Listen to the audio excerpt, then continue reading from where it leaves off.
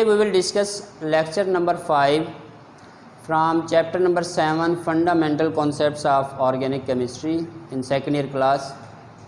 And last topic we will discuss today, that is type of isomerism, geometric isomerism. We can also call it cis-trans isomerism. As I have earlier discussed our first type, structural isomerism, but now today we will discuss our last topic, geometric isomerism or cis-trans isomerism. So what are geometric isomers? Geometric isomers are those isomers in which they have same molecular formula, but these isomers are differ with respect to the position of identical group on either side of the double bond. They are known as geometric isomers or cis-trans isomers.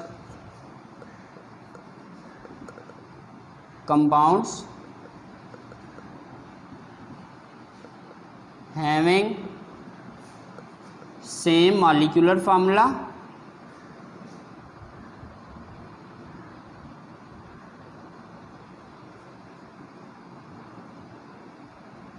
but differs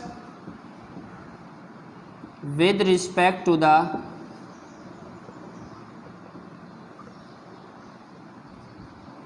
position of identical group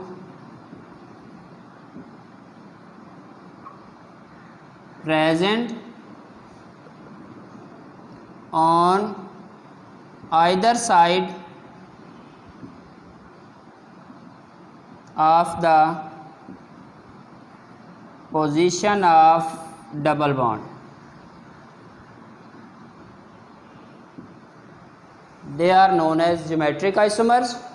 Identical group change its position from either side of the double bond, and therefore it shows different geometry of the compound, and that is known as cis geometry, cis isomerism, और on change their position दे में B trans isomers.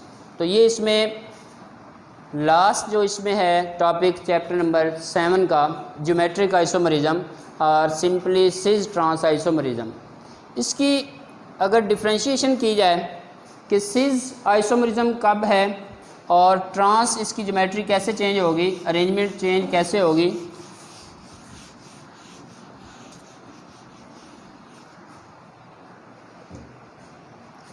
एक simple इसमें compound, ये double bond है, इसमें identical group late से alkyl जो है उसको रखते हैं, यहाँ पे भी अल्काइल ग्रुप और ये हाइड्रोजन इसकी 4 वैलेंसी के लिए, और इसके क्रॉसपॉन्डिंग जो है डबल बॉन्ड, यहाँ पे अल्काइल हाइड्रोजन, और इसमें पोजीशन बदल दी जाती है, हाइड्रोजन एटम और अल्काइल जो है वो आइडेंटिकल ग्रुप की अदर साइड पे जो है ना वो इसमें आ जाता है. तो इसमें ये जो इसकी ज्योमेट्री है वो चेंज हो रही है. फर्स्ट स्ट्रक्चर जो है ये सिस आइसोमर्स कहलाएगा. अब क्योंकि अनसैचुरेटेड है, डबल बॉन्ड है, तो इसको अल्कीन कहेंगे. तो फर्स्ट स्ट्रक्चर जो है ये सिस अल्कीन के नाम से होगा. इसकी वजह ये है कि सिस अल्कीन ऐसे हाइड्रोकार्बन्स हैं, ऐसे कंपाउंड्स हैं कि जिसमें मॉलिक्यूलर फार्मूला एंड स्ट्रक्चर जो है कंपाउंड का वो सेम होता है, लेकिन उसमें जो चेंज आती है वो आइडेंटिकल ग्रुप की जो है वो चेंज नोट की जाती है कि अगर आइडेंटिकल ग्रुप ऑन हाइड्रोकार्बन जो है वो सेम साइड पे आ रही हो डबल बॉन्ड के, तो वो सिस अल्कीन होता है. Those compounds in which identical group is present on same side of the either side of the double bond, तो वो कौन से स्ट्रक्चर बन जाता है, वो सिस अल्कीन कहलाता है. और अगर पोजीशन ऑफ आइडेंटिकल ग्रुप जो है वो अपोजिट हो जाए तो वो ट्रांस बन जाता है. तो if position of identical group is present on same side of the double bond then the structure is cis alkene, and if the position of identical group is present on opposite side of the double bond then they are trans alkene. तो ये इसमें इसकी geometry जो है वो change हो गई है, जिस वजह से इसको हम क्या कह सकते हैं, जियोमेट्रिक आइसोमरिज्म या सिज ट्रांस आइसोमरिज्म। इसी तरह से कुछ और एग्जांपल्स भी हम डिस्कस कर सकते हैं, जैसे इसमें है ये हेलो ग्रुप जो है, इसमें हम क्लोरो लगा देते हैं हेलोजन, और यहाँ पे सपोज अगर ब्रोमीन है या इसमें ये सेम क्लोरो भी हम जो है वो लगा सकते हैं। तो ये इसमें बेसिकली ऑब्जर्व किया जाता है कि this is halo group present on to the position of double bond on either side of the double bond. तो this is cis alkene because from definition cis alkenes या cis isomers are those in which position of identical is present on the same side of the double bond. तो इसमें देखें halo group जो है chloro and bromo, they are present on the same side of the double bond. जबकि अगर हम इसमें halogen group को जो है वो चेंज कर देते हैं तो इसमें क्या हो जाएगा, ब्रोमो यहाँ पे, क्लोरो यहाँ पे, हाइड्रोजन यहाँ पे, और इसमें आप पोजीशन ऑफ हेलो ग्रुप जो है it is present on opposite side. तो ये क्या बन जाएगा, ट्रांस अल्कीन बन जाएगा, trans alkene. So those compounds in which identical group is present on same side they are cis, and if they are present on opposite side they are trans, and this phenomena is known as geometric isomerism or cis trans isomerism। इसमें बहुत important एक question जो है ना वो आता होता है कि why there is restricted rotation around double bond and there is free rotation around single bond। अगर इसमें सिंगल बॉन्ड है कार्बन कार्बन एटम के दरमियान तो उसमें हम जो है वो रोटेशन कर सकते हैं कार्बन एटम की, उसकी पोजीशन को चेंज कर सकते हैं।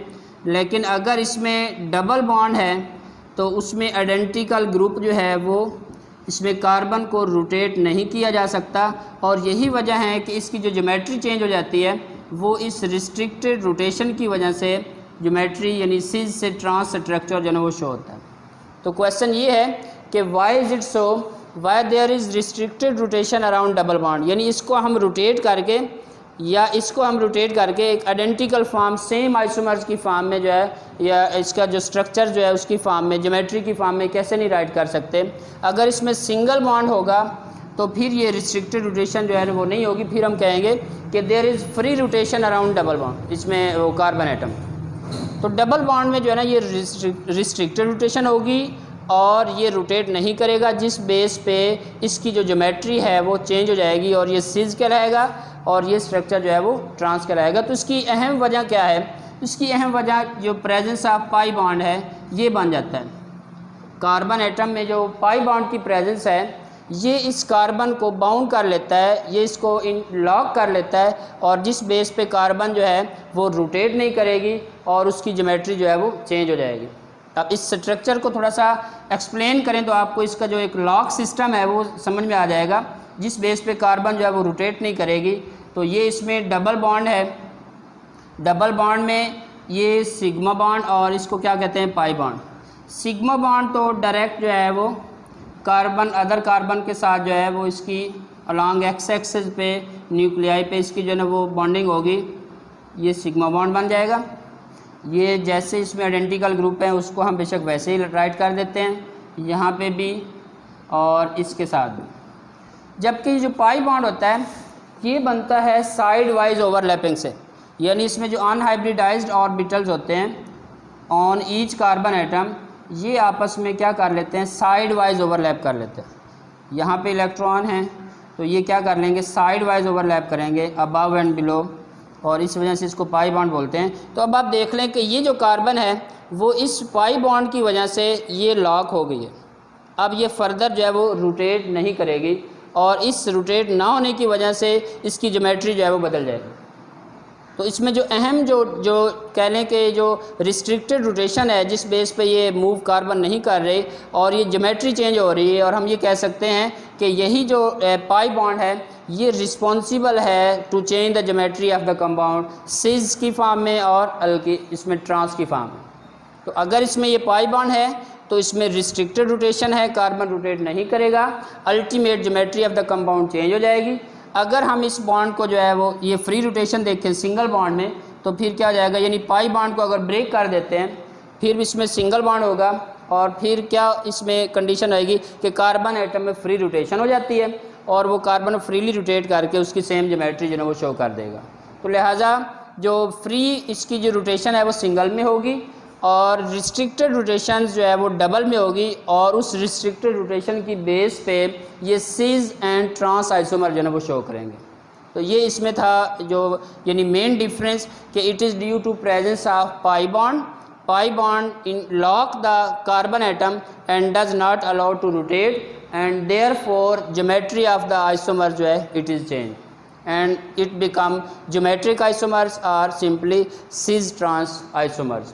तो ये था हमारा लास्ट जो लेक्चर इसमें चैप्टर नंबर 7 से जियोमेट्रिक आइसोमरिज्म। इसकी जो दो टाइप्स हैं, अगर आइडेंटिकल ग्रुप जो है वो सेम साइड पे हो तो वो सिस और अगर अपोजिट हो जाए तो वो ट्रांस होता है। और ये किस वजह से इसकी ज्योमेट्री चेंज हो जाती है, पाई बॉन्ड की प्रेजेंस जो है, जो डबल बॉन्ड इसमें प्रेजेंट है वो रिस्पॉन्सिबल है इसके कंपाउंड की ज्योमेट्री को चेंज करने में।